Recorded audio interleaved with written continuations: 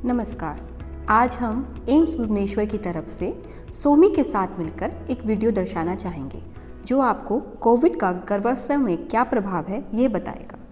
कोविड-19 एक संक्रामक वायरस है जिसका संक्रमण बहुत तेज़ी से हो रहा है और जो एक वैश्विक महामारी बन चुका है। गर्भावस्था में Covid virus high risk factor है कि नहीं, इस बात की पुष्टि अभी तक नहीं हुई है क्योंकि ये एक नया वायरस है जिसके बारे में हर दिन नई नई जानकारी मिल रही है। लेकिन हमें पता है कि गर्भावस्था में महिलाओं का प्रतिरोधक क्षमता कम होती है जिससे उनके गर्भ में पल रहे बच्चों का विकास हो सके। सामान्यतः गर्भावस्था में वायरस और बैक्टीरिया के संक्रमण होने का अधिक संभावना होती है, तो कोविड वायरस का संक्रमण सामान्य महिला की तुलना में गर्भावस्था महिला को ज़्यादा होने के चांसेस है।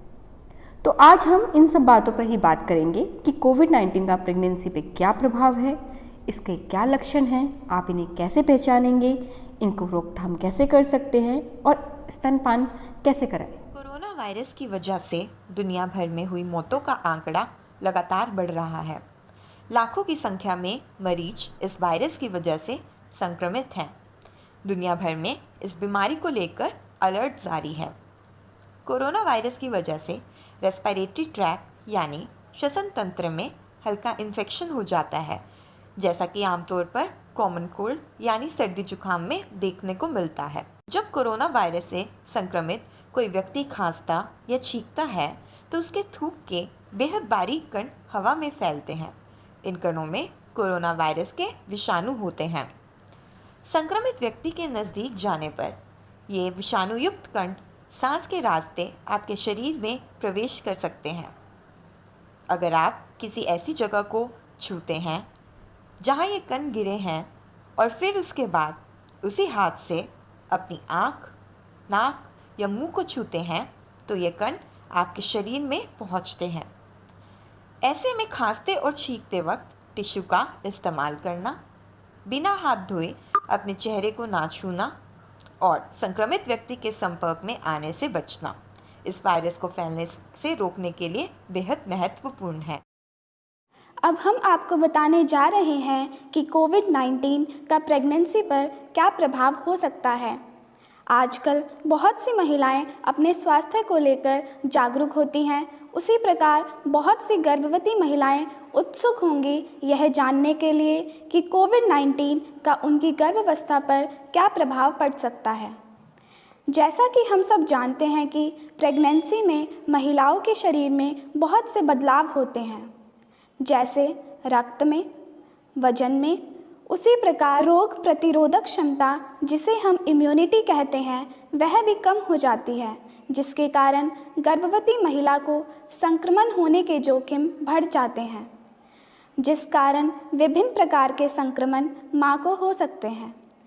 विषाणु जैसे टॉर्च, रूबेला, इनके संक्रमण गर्भावस्था या डिलीवरी के समय मां से शिशु को हो सकते हैं, जिसे हम वर्टिकल ट्रांसमिशन भी कहते हैं। परंतु सांस में रहने वाले वायरसेस का बच्चे पर संक्रमण अभी तक पूर्ण रूप से ज्ञात नहीं है।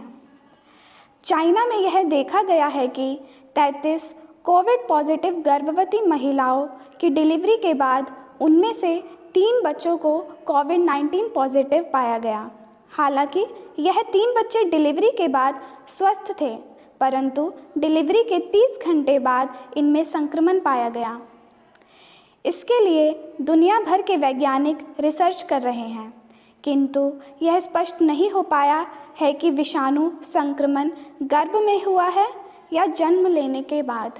ऐसा देखा गया है कि कोविड-19 से संक्रमित गर्भवती महिलाओं को गर्भपात और प्रीटर्म डिलीवरी यानी 9 महीने से पहले डिलीवरी हुई है, परंतु यह भी स्पष्ट नहीं है कि यह कोरोना के कारण हुआ है या किसी और कारणवश।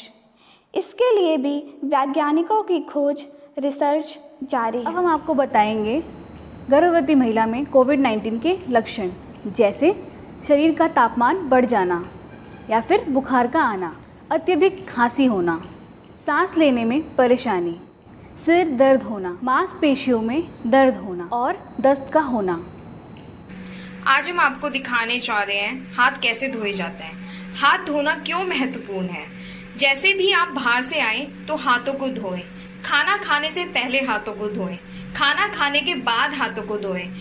ऐसा बहुत सारी स्टडीज से पता चला है कि हाथ धोने से आप कोरोना को रोक सकते हैं और आपके घर में पलने वाला बच्चे को भी इस बीमारी से बचा सकते हैं। पहले आपको चलते हुए नल के नीचे पानी से अपने हाथों को गीला करना है।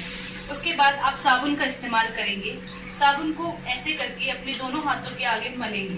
सबसे इसके 6 स्टेप्स होते हैं। सबसे पहले आपको अपने दोनों हाथों के आगे से 5 बार ऐसे करके मलना है। 1, 2, 3, 4, 5। उसके बाद पीछे का जो हाथों का हिस्सा है उससे आपको दोनों हाथों में बराबर से उंगलियों के पीछे वाले मैल कीटाणु जो लगे हुए हैं उनको हटाना है। इस प्रकार आपको सेम तरीके से दोनों हाथों के पीछे करना है। उसके बाद आपको इन उंगलियों के बीच में जो कीटाणु या कुछ लगे हुए हैं उनके हटाने के लिए आपको ये वाला तरीका इस्तेमाल करना है। इसको भी आपको 5 बार अच्छे तरीके से करना है। इसके बाद आपको दोनों हाथों की उंगलियों को ऐसे एक दूसरे को लॉक करके रगड़ना है, जिससे आपके हाथों के जो ये वाला हिस्सा है वो उसमें जितने भी कीटाणु या जर्म भरे पड़े हैं वो निकल जाएंगे। इसके बाद आपको अपनी उंगलियों के नाखूनों के ये जो हिस्से हैं उसमें आपको अपने हथेलियों के बीच हिस्से में गोल गोल घुमाना है। तो आपके नाखूनों के बीच में जो मैल फंसा रहता है वो भी निकल जाएगा। इसी प्रकार आपको दूसरे हाथों का भी इस्तेमाल करना है।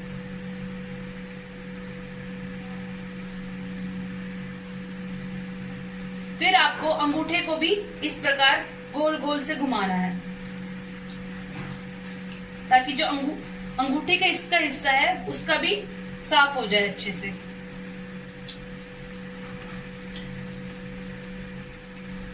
फिर आखिर में आपको अपनी कलाइयों में भी गोल गोल करके घुमाना है 5 सेकंड तक 5 बार। दोनों हाथों का सेम प्रोसीजर करना ना भूलना। हाथ अच्छे से पानी से भी धोना है।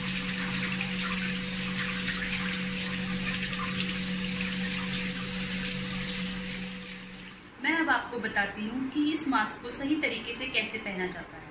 सबसे पहले इस मास्क को पहनने से पहले आपको हाथ सही तरीके से धोने चाहिए साबुन पानी से, जैसे आपको पहले बताया गया है। अगर आपके पास आप ऐसी जगह में हैं जहां आप साबुन पानी का इस्तेमाल नहीं कर सकते, उस टाइम पर आपको अपने सैनिटाइजर को यूज करके अच्छे से अपने हाथ को उसी तरीके से रब करना है जैसे पहले बताया गया है। अपना हाथ अच्छे से धोने के बाद आपको एक कपड़े से पोंछना है और उसके बाद अपना मास्क पहनना है। आपको इस मास्क को पहनते हुए यह ध्यान रखना है कि इस मास्क का जो ऊपर वाली एक मेटल क्लिप है वो आपके नाक की तरफ रहे। इस मास्क को पहनने पर आपका नाक, आपका मुंह और आपका चिन का यहाँ तक का पार्ट कवर होना चाहिए। इस तरीके से आपको मास्क बांधकर पीछे से इसे नॉट करना है।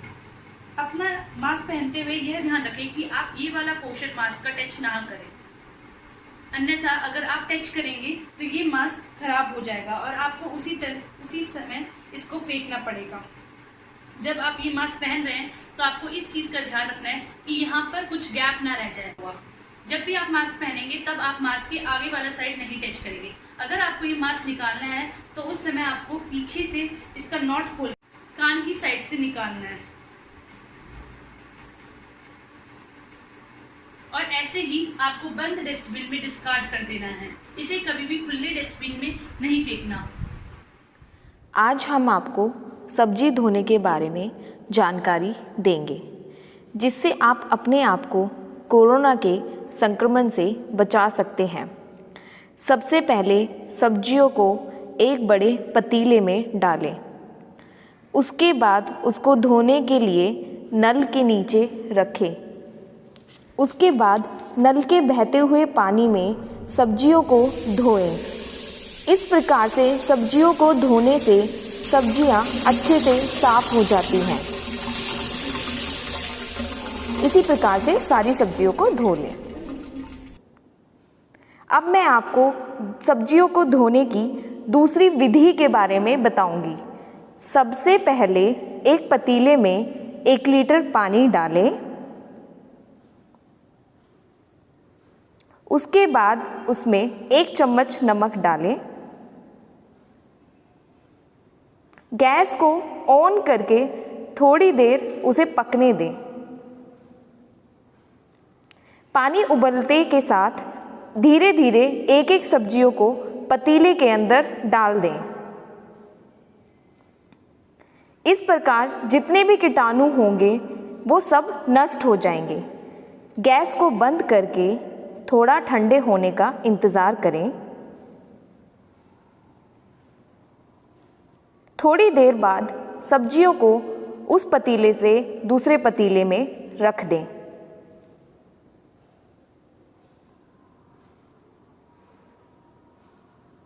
इस प्रकार से सारी सब्जियों को दूसरे पतीले में रख दें। इस तरीके से आपकी सारी सब्जियों के कीटाणु नष्ट हो जाएंगे। अब हम आपको दिखाएंगे कोरोना वायरस किस प्रकार फैलता है, कैसे ये व्यक्ति अपने हाथों पे खांसता है और उन्हीं हाथों से दरवाजे और लिफ्ट के बटन को संक्रमित कर देता है। इस प्रकार दूसरा व्यक्ति उन संक्रमित दरवाजे और लिफ्ट के बटनों को छूते हुए उन हाथों को अपने चेहरे पर भी लगा लेते हैं। इसी प्रकार ये कोरोना वायरस एक व्यक्ति से दूसरे व्यक्ति को फैलता है। अब हम आपको दिखाएंगे किस प्रकार अपनी कुछ आदतों में बदलाव लाने से कोरोना वायरस को रोका जा सकता है। देखिए किस प्रकार इन्होंने अपने पैर और कोहनी का इस्तेमाल करके दरवाजे को खोला और उसी प्रकार अपनी कोहनी का इस्तेमाल करके लिफ्ट के बटन को दबाया। अंदर जाने के बाद भी इन्होंने उंगली का प्रयोग ना करके कोहनी का ही इस्तेमाल किया। अब ये दूसरे व्यक्ति आए, उन्होंने संक्रमित दरवाजे को हाथ लगाने के बाद अपने हाथों को सैनिटाइज़र से साफ किया ताकि वे इस बीमारी को फैलने से रोक सकें। और दूसरी तरफ लिफ्ट को भी अपनी कोहनी से ही खोला। इस प्रकार आप कोरोना वायरस को एक व्यक्ति से दूसरे व्यक्ति में फैलने से रोक सकते हैं। धन्यवाद। नमस्कार डॉक्टर साहब। नमस्कार। हाँ जी, बैठ जाइए। क्या हुआ आपको? कुछ नहीं डॉक्टर साहब, बस थोड़ी सी जानकारी चाहिए थी कोविड को लेकर। हाँ जी, ज़रूर। किस बारे में? डॉक्टर साहब, क्या कोविड में बच्चों को दूध पिला सकते हैं? मुझे इस बात का बहुत डर है कि अगर मुझे कोविड हो गया तो मैं स्तनपान करवाऊं, क्या उसका संक्रमण मेरे बच्चे को तो नहीं होगा? जी, जैसे कि आपको पता है, कोविड एक महामारी पूरे विश्व में फैला है और आज हम इस विषय में ज़रूर चर्चा करेंगे।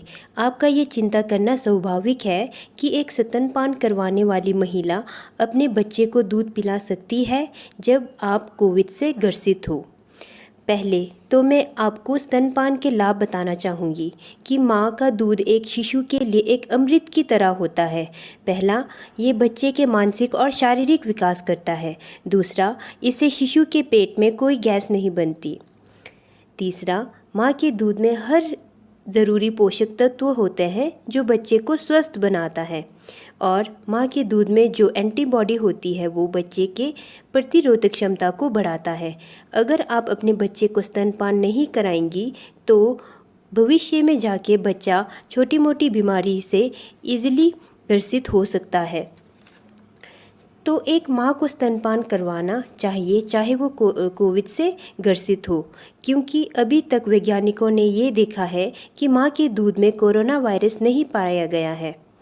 अब हम एक बात करते हैं कि जो माताएं स्तनपान करवा सकती हैं उनको किन किन बातों का ध्यान रखना चाहिए। पहला, शिशु को स्तनपान करवाने से पहले अपने हाथों को अच्छी तरह से 20 सेकंड तक साबुन से धोएं और स्तनपान करवाने के बाद भी अच्छे से धोएं। दूसरी बात, जब भी शिशु के समीप आएँ तो हमेशा अपने मुंह को किसी कपड़े से ढक कर रखें। आप मास्क का यूज़ कर सकते हैं जो आजकल किसी भी शॉप में इजीली मिल जाता है। कई कारणवश महिलाएं स्तनपान नहीं करवा पाती, तब आप एक और चीज़ कर सकते हैं जिसे कहते हैं हम एक्सप्रेस ब्रेस्ट मिल्क। स्तन दूध निकालकर शिशु को पिलाना। इसका मतलब है शिशु द्वारा स्तन चूसे बिना स्तनों से दूध निकालना है। आप निम्न तरीकों से स्तन दूध निकाल सकती हैं। हाथ से चलाने वाले पंप से और इलेक्ट्रिक पंप से।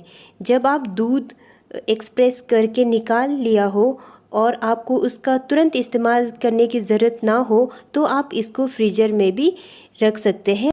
आप इस दूध को शिशु को बाद में भी पिला सकती हैं। और कोई जानकारी चाहिए आपको इसके बारे में? नहीं डॉक्टर साहब, अब मेरी सारी शंकाएं दूर हो गई। धन्यवाद। Thank you.